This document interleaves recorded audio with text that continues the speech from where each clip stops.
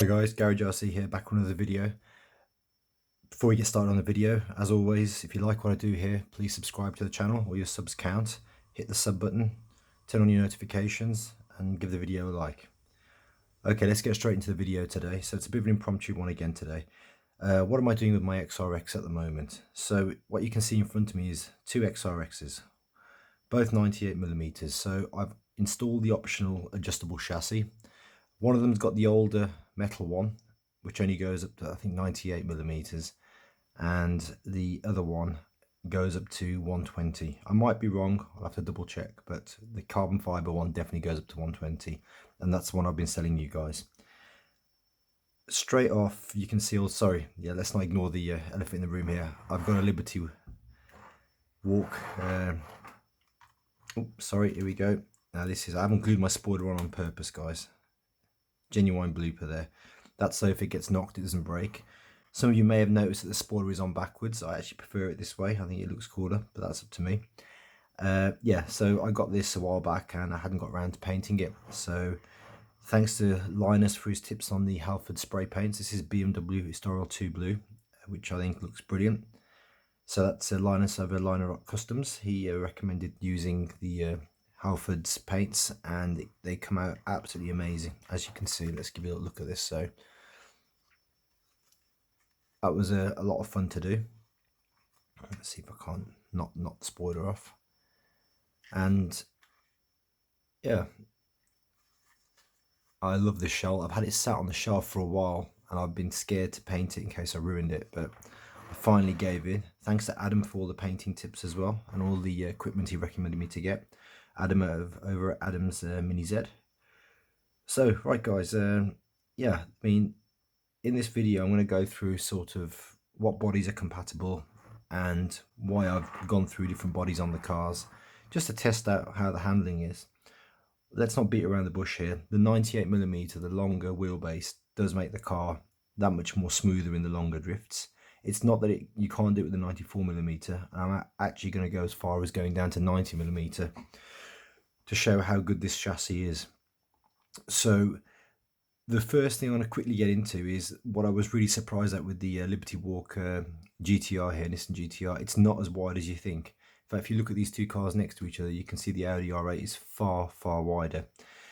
That caused a lot of problems while I was actually trying to set this car up. I'm just getting my calipers. So I'm just going to measure on the wheel, at the wheel arc base, it's at the wheel track width, sorry. I'm going to go right to the Audi and show you the width of the car is like 74mm. Now if I go to the Nissan here, you can see it's like 71mm. It's 3mm less, which is huge. When you look at this car from the top down, you can really see there's a difference in width. I thought this car was going to be a lot wider, and then I thought back to the standard Nissan GTR. They're doing 94mm, and that's not that wide. I'm just going to grab one. Bear with me, my voice goes. Here we go. It's great having all these cars to measure. So here's the standard GTR. If you've seen any of my videos, you'll have seen this car. It's a DRZ, and I do lots of shots of it around the RCP track. So that measures the same width, pretty much, as this Liberty Walk. Okay, so the good news is I managed to get this to fit width-wise, not length-wise, the width. I had to use really low offset wheels, 0 offset front wheels, and 0 offset at the rear. Did I use 1? I can't remember now, guys. I'll have to double check. But either way, 0, 1 doesn't make too much difference at the back. All you get is wheels slightly more flared out, which looks better. It fills the arches better. So it means there's a good possibility that this car will fit on the XRX with these wheels. So I am going to be doing some tests to try all this. I haven't done it yet, but I will. But right now I'm just doing this thing where I measure them up and have a look and see. Let me get the light better so you can see that. Okay guys, sorry about that.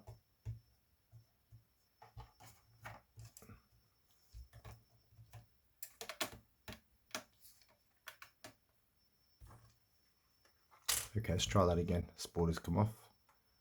Right, okay. There we go. Width-wise, it's pretty similar. I'm going to put the spoiler to one side so I don't destroy it.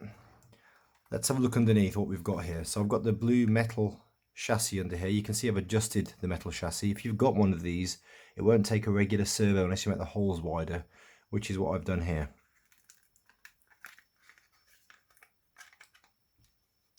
So underneath, I've done some optional extras on this car. I think I've got lower arms in metal, and I had to trim a little bit of plastic off the inside of the arms, the plastic ball ends, just to get the track in that little bit more to make it work. Guys, I did not adjust the inside of this shell, I don't think. Maybe I did a fraction actually, just there. I've really got to think about not adjusting the inside of these shells. I did it to my Skyline R33, I think, and I regretted it because it's ruined the wheel arches. So I try not to. I try and do as much as I can to the inside of the wheels. And what do I mean by that? So I'm just going to show you the inside of these two wheels. Let's focus on them. Now you can see one of them is quite flat on the inside, this one, and I've used a Dremel to polish the plastic down. Now don't do it at too fast a speed that you bounce off and damage the inside of the wheel. And if you do it too fast, you'll end up warping the plastic. So just be careful. But these Mini Z wheels are pretty good. I tried it all on my printed 3D wheels and I ruined it. So the idea being that you can actually trim the inside to bring the wheels in closer. Obviously be careful that you're not going to hit the ball end. There is a limit to how far you can go in before you have to adjust the inside of the rims, or you have to adjust the plastic ball ends here. But as you can see, I've still got a bit of space at the top here where there's still a bit of room for me to tighten in the top wheels to get a bit more camber if I wanted. So this runs beautifully. I'll try and see if I've got some footage of this later on. I've definitely got footage of the Audi which I can show you, but I can always show you this next time. So what was the actual width to fit under this Liberty Walk shell, just in case you guys want to know? So the rear wheels now are 73mm, and the front wheels are at 66.5, and that runs beautifully. So yeah, it can be done. It can be done. And interestingly, now I've been looking at other shells that I have just to see what else would fit, and this is a 90mm Porsche shell, and I think this will fit as well, because when I compare that to the I think it's actually slightly wider. So look forward to a video of me doing a 90mm shell on the XRX. One other upgrade I've done is, rather than go and spend £30 on a smaller, more expensive servo, I actually have put in my favourite servo, the Jennings DM156, I think it is, and it fits fine and it's a great servo. You know guys, I love this servo. It's cheap, it's strong, it's accurate. I use it in nearly all my cars. Any of my cars that have got even atomic servos in, which cost more, I've swapped out, because these servos will take a bashing, and if you break one, it just means it's not a headache. You only, I keep a £10 a servo. I think I've got about 4 or 5 of them sat in a box somewhere just in case, and I hardly ever break one. So that was a really good thing. And also at the longer wheelbase, I think it probably gives it a bit more stability. A few of the guys I think have had issue with the servo, or they don't like the servo, the standard servo. I've not had a problem with it. I found that the car handles perfectly okay, but I just like to test out other servos which are easier to get my hands on. It's just one of those things that if it goes, it can ruin your race day, ruin your fun. So I like to have a spare of the servos lying around. So yeah, I'll put up in the a link in the description for the Jennings. It's a nice servo, but your standard atomic servo will fit as well. And of course then the plug will match, you won't need an adapter. Okay, moving on to the Audi. So the width of the setup on this car, 77.5, 71. Okay, so there you have it. I think overall at 98mm this car is great. So as I was mentioning earlier, to adjust the chassis you can adjust the screws here, loosen them, and I've got one of the screws under the gyro here. I haven't tightened the other one fully. You loosen that one and then you can slide the whole thing backwards and forwards. So I will be doing a video on the 98mm, and we shall see. As you can see here, actually I haven't got a GL battery in, I've got one of these smaller batteries in, These are great too, and the reason I'm using that is because the next video I'm going to do for this car is reduce it to a 90mm, and I'm not sure if the GL battery will fit on a 90mm. I prefer the GL battery overall, it gives me a longer run time. I like the flat layout of it, and certainly on this 98mm chassis I like using that battery. But I think it might be the case at 90mm you can't get it to fit, so bear with me on that and we'll see how that looks next time. Actually, before we move on to the Audi, let's do just a couple of quick more comparisons of cars we can possibly get away with. Right, so A6 GTV, I think that will possibly fit as well. Might need to adjust the wheels a little bit more, but I think that will go. Subaru, it's a 90mm Subaru. I think this will fit as well with a bit of work. So guys, don't get these shells specifically for the XRX if you haven't got one already. Let me test it out first, see if I can get it to work before you start spending all your time and energy only to find it doesn't work. Okay, so Audi R8, I absolutely adore this shell. This is the new shell that's come in. I've got a few of these left, but they are absolutely gorgeous. It has become my new favorite Audi R8 shell. As you guys know on this channel, I have a love for these Audi R8 shells, and I've got quite a few of them, but this has become my new favorite. And it's not the widest. I think the white LMS one I've got is slightly wider. Offset wheels on this car. We've got 3 at the back and we've got 1 at the front, and that works pretty well. That works pretty well, and I'll show you the footage of this car working. One thing I will say, guys, that I haven't mentioned yet about the plate, the carbon fiber plate, is the back of it has an overhang with an extra body mount.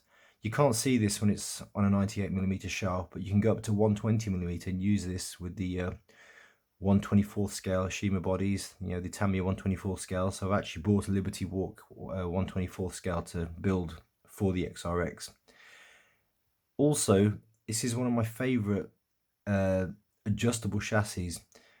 On my other cars, you have to choose a screw hole and set it to that length. With this one, you can loosen the screws top and bottom, which I'll show you in a second, and you can actually position the wheels in the center of the wheel arch, so it doesn't have to be exact, because there's always a little bit of variation between each shell. So it enables you to be able to actually get the wheels dead center. Sometimes you have, you know, them closer to this side or closer to that side. No, with this you can position it dead center, and with the down stops you can even set the height of the wheel pretty nicely. So that's a big positive for this carbon fiber chassis. The only thing is, Adam pointed this out to me, that it's a shame they haven't countersunk the screws here, but I think it would have made the chassis too thin because it's carbon fiber. They have on the metal one, if you see on here, it's countersunk. But yeah, apart from that, pretty good. Now this particular car, I've used quite a few hop-ups on it, so I can give you a quick review of those too. Again, I've gone for the bigger servo on this car. It hasn't got the standard servo. I've actually got a Jennings servo in here. You can see the normal plug there taped underneath. And optional extras I've got. Okay, on this car we've got the hubs, alloy lower arms, alloy slider rack for the arm. I've also got the alloy rear arms and the alloy rear hubs. Now, I think I don't usually go on about alloy hop-ups that much. I do like the look of them, and I can definitely say there is a benefit which I will bring to your attention now. On these cars, and I found this on my Atomic cars as well, and my GLA, if you've got any point, if you've got a plastic arm, say instead of this metal arm, and you've got a screw that goes into that plastic arm, and you've got an implement on there or a plastic part that clips into it, if you're pulling the plastic part on and off, which I never do anymore now, I always just unscrew the screw if I have to, even if it means I have to take this off and unscrew it. I never yank it off. Even with this alloy part now, I won't yank it off. And the reason is you'll break the thread in the plastic part or break the part altogether. So the lower arms here, if you've got plastic ones and you want to, for any reason, take the shock off, don't pull the clip off, actually unscrew it. And the same with the hubs. I tend not to click off the ball ends. I tend to unscrew them and then adjust them. It's so much easier, and you're less likely to damage the ball end. I think this is one of those things that you're going to get with a car, the car's these small. If you try and do that, you're going to end up breaking something. On a bigger car, 1/10 scale work fine, but on these I always unscrew and then adjust and re-screw back in. Trying to clip it on and off is just, it's a lot of tension to put through the car on other parts as well. So I have got lots of more alloy parts coming in hopefully next week. I've ordered just about everything alloy you can get for these, and the parts I did have flown off the shelf pretty quick, so just bear with me guys while I get the new stock in. Yeah, so the new alloy parts, does it make a difference to the performance? This car does feel smoother, I can't lie. It does feel that little bit smoother. It is wider though, so I think also with this car I'm going to drop it down to 90mm and then see what we got. Overall, you'll see in the footage of this car running, it absolutely slides beautifully. It is so good. And there were a few parts I did have to adjust, which I think might be something you have to do on all the standard cars. The little slider that adjusts the rail, I've got a picture in a second I'm going to put up in the corner.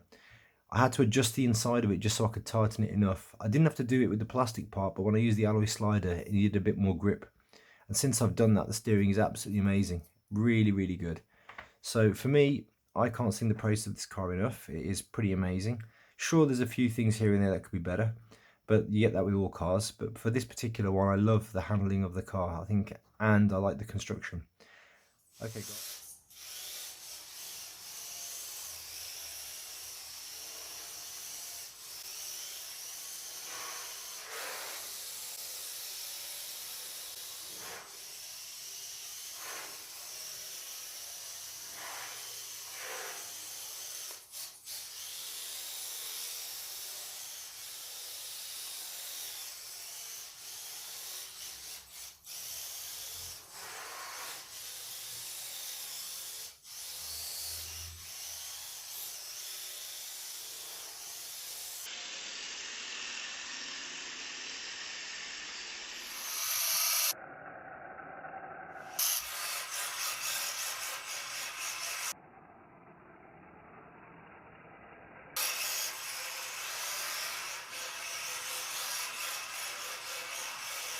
Overall at 98mm this car is great, and it tracks sideways beautifully. You'll see in the video, I've got some of it without the shell on and with the shell. The drifting is super fun. You use a little bit of manoeuvrability at 98mm. I think I preferred the 94mm if I was doing a smaller space, and that's why I'm dying to try out the 90mm and see how that operates in a smaller space. But if you've got a bigger space, 98mm is the way to go, definitely. So guys, that's all for this time. It was just a quick review of the new parts I've installed. Do I think they're worth getting? If you love your alloy parts, it probably makes a 5–10% difference. It's worth it if you just want to feel that smoother ride.